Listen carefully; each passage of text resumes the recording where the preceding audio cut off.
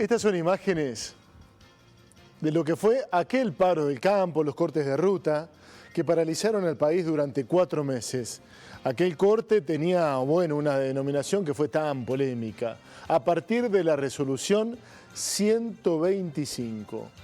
Esta semana, la que viene, justamente, se cumplen 12 años de aquella instancia. Y vaya manera de recordarlo con esta nueva medida de fuerza del campo. Estamos en el living de Telediario con Julio Echenique, presidente de La Rural en aquellos tiempos.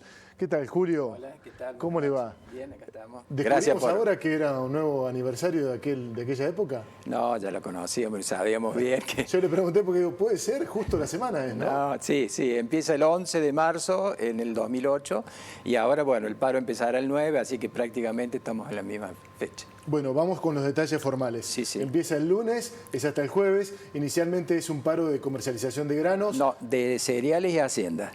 Hacienda también. También. Sí, bueno, sí, esa es la idea. Sí. ¿Qué impacto piensan que puede llegar a tener? ¿Habrá momentáneamente? algún desabastecimiento? No, momentáneamente es el primer paro, así que no creo que se vea o se note mucho.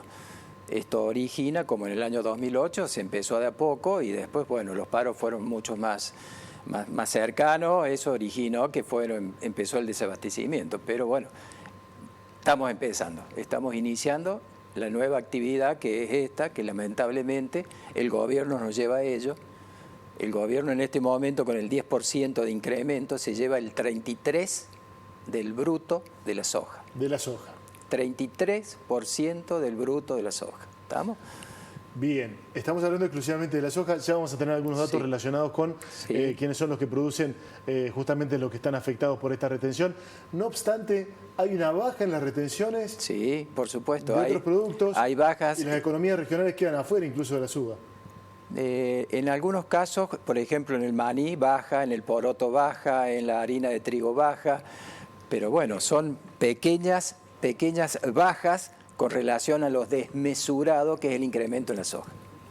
Vamos a conocer el comunicado, señor director de CRA, donde daba a conocer justamente la medida de fuerza.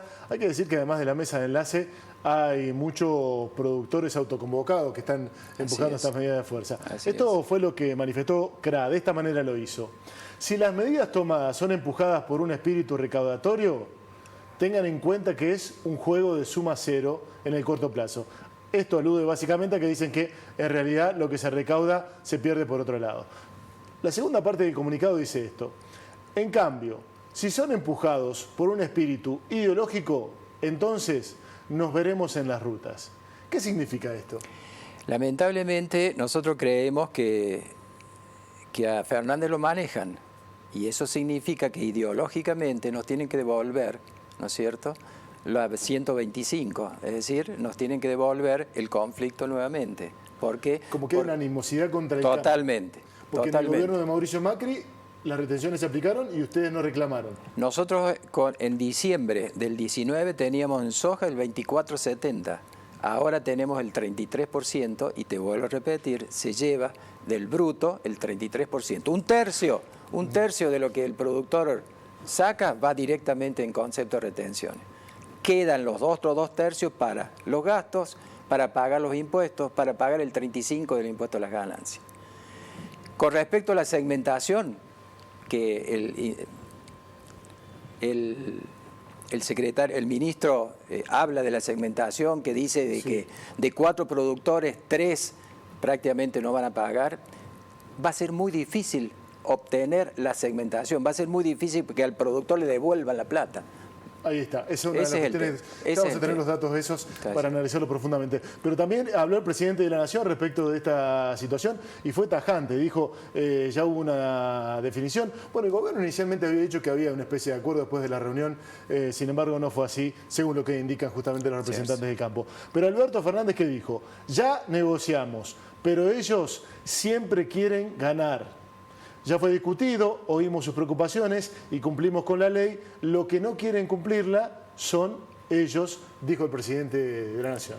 Sí, yo creo que no es así, de ninguna manera. Me parece que está mal informado Alberto Fernández y vuelvo a repetir, está ideológicamente manejado de atrás. Lamentablemente es así.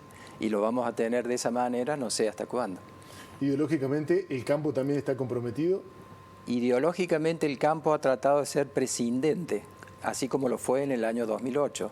Pero ahora, bueno, nos llevan directamente a este paro, que lamentablemente las entidades no lo querían de ninguna manera.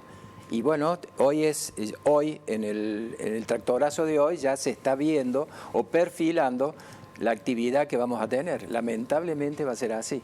Usted recién aludía a un tema que me parece central respecto de las segmentaciones. El Ministerio de Agricultura de la Nación justamente mostró cómo va a afectar esta retención a los productores. ¿A qué productores afecta? Vamos a poner los datos al aire. Sí. En este caso tiene que ver con la distribución de productores del sector. Sí, sí. ¿Qué dice el Gobierno Nacional? Usted nos corregirá. Sí. Que el 74% de los productores, es decir, 3 de cada 4, producen el 23% del total de la soja. ¿Estamos? El 74% producen el 23% y quedan exceptuados de este aumento de las retenciones, que sí van a afectar al 26% de los productores que aportan el 77% Perdóname, de la Pablo, soja. Ahí vos estás diciendo que el 23% queda exceptuado. Nosotros consideramos que no queda exceptuado. Digo, no lo digo yo. No, que pongo claro, lo hace el Ministerio. Claro. Eso, es decir, ratifico lo que yo dije recién.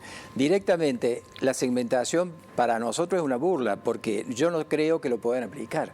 Claro, es decir, ¿cómo le vamos a devolver? Pero... Claro, ¿cómo le vamos a devolver al 77% de nuestros productores ese valor de soja? Imposible. Y si no, vendrán los mal manejos como nos acostumbraron con la época de Che Garay, que te doy el subsidio, que no te lo doy, que te lo paso por debajo de la mesa. Bueno, esa es la otra parte del debate también. Claro. ¿Qué se hace con ese dinero? Sí. ¿A dónde va? Sí. Que me parece que fue una de las cuestiones más controversiales de la utilización de las retenciones. Así es. ¿Y cómo puede seguir escalando esta medida de fuerza? En el año 2008... nos fueron llevando. Consideramos que ahora va a ser también igual. Lo que pasa es que ahora, en alguna medida, es distinto al conflicto del 2008. ¿Por qué?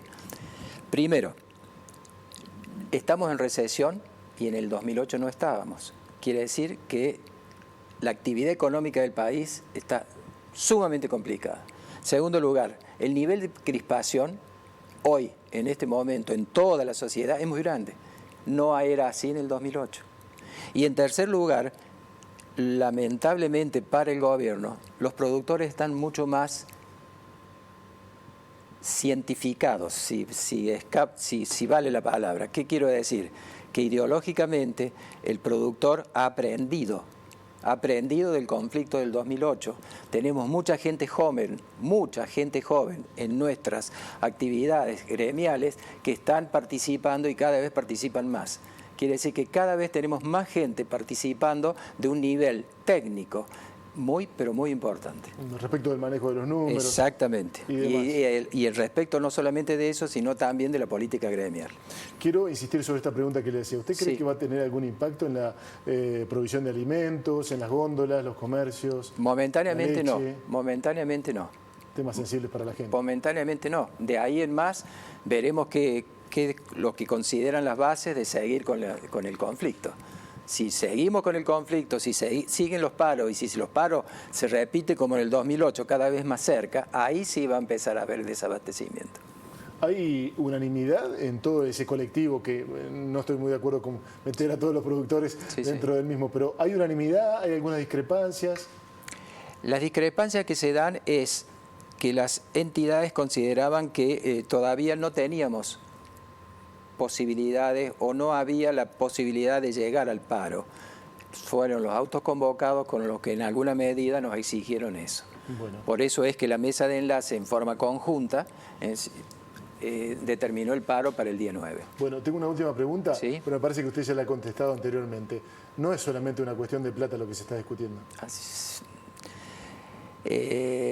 Sí, no es una cuestión de plata, te vuelvo a repetir, es la crispación, es el sector que está cada vez peor, es la recesión actual en la cual vivimos, y entonces el gobierno de ninguna manera puede meterse en un conflicto de esta manera, salvo que este conflicto le sirva para callar otras cosas, como en el caso de la justicia. Julio Echenique, gracias por venir. Ha sido muy amable. Muchas gracias a vos. Gracias por invitar. Ha sido un placer.